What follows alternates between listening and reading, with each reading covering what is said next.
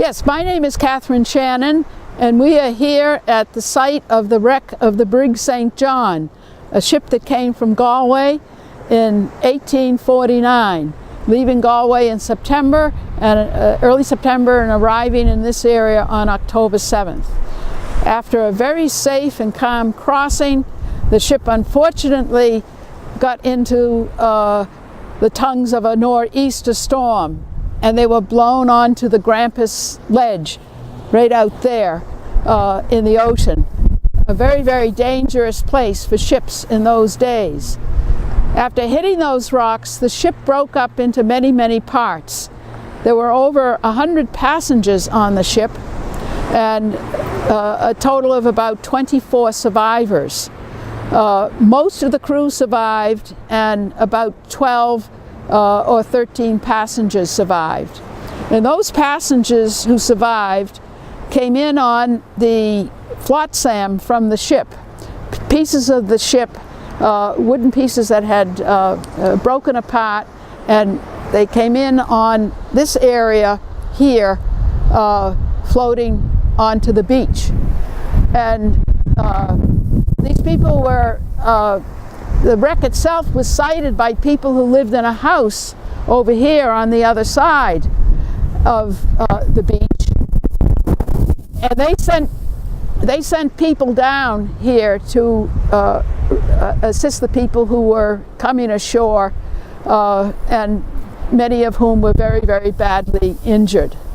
But they were the women who were the survivors were kept in the Lothrop house just up behind us, and taken care of a nurse for at least a week. There were 3 women in particular whose stories were very sad. One woman lost 2 of her children in the wreck. Another woman was pregnant and fortunately survived the wreck and eventually did have her baby. And a third woman lost some of her family too, but they were well taken care of by the Lothrop family. The town had a local rescue committee, and when word came that there was a ship that was in trouble there, immediately the men who were the volunteer rescue group, part of the Massachusetts Humane Society, went down to the harbor and took out the lifeboats, and they tried to row out to the Grampus rocks to collect any survivors.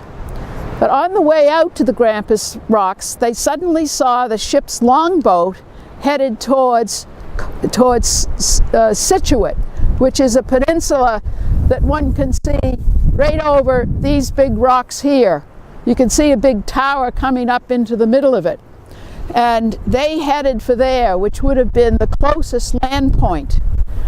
They did not give any signal to the rescue boats that were coming out that there were still passengers that might have been rescued. So they thought that it was foolhardy to try to continue to row out in this big nor'easter. It is possible that more people could have been saved had they been given the right signal by the ship's captain and the crew that were in the longboat headed for the Glades Point there. But the town of Cohasset certainly came to the support of all the survivors.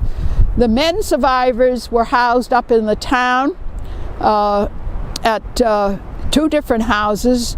The house of Dr. Foster, who was a local physician who attended all of the people, and a neighboring house.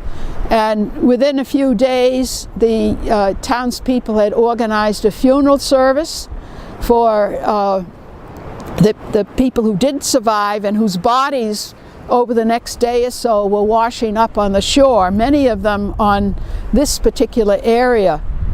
And eventually coffins were put together, and the recovered bodies in a procession went up to the town center, where a funeral service was held by the local Unitarian minister, Before the end of that day, word had gone to a Catholic priest up in Quincy, Father John Roden, who, when he heard about this, came down to Cohasset and gave a Catholic blessing to all the people who were going to be buried.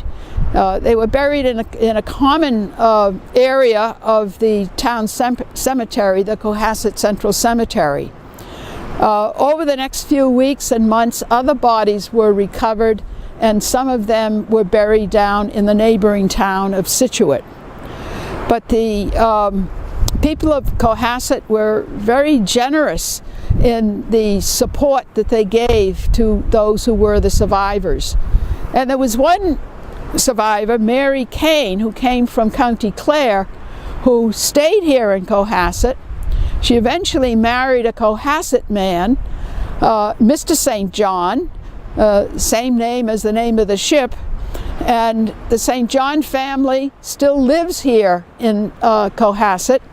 And one of her descendants is actually a step-descendant, because Mary Kane, when she married Mr. St. John, they didn't have any children, but she became the mother to his children.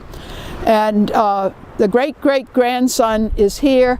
He is a mason and specializes in building stone walls. And he oversees the maintenance of the memorial cross up at the top of the hill in Central Cemetery. So there is a presence here still that remains.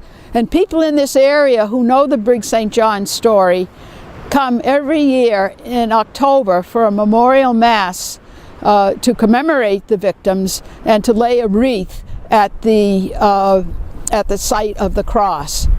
So the Brig St John story and this site here reminds us very, very much of the tragedy of shipwrecks during the famine era and other times. But it also reminds us of the fact that so many of the survivors of the Irish famine immigration and their children eventually did well. And Cohasset now has many people of Irish background who are successful and business people and professional people and so forth. And the neighboring town of Scituate has the distinction of being the most Irish town in America, with something like 49.2% claiming Irish heritage. So people in this area feel very, very connected to the story of the Irish famine and very much connected to Ireland.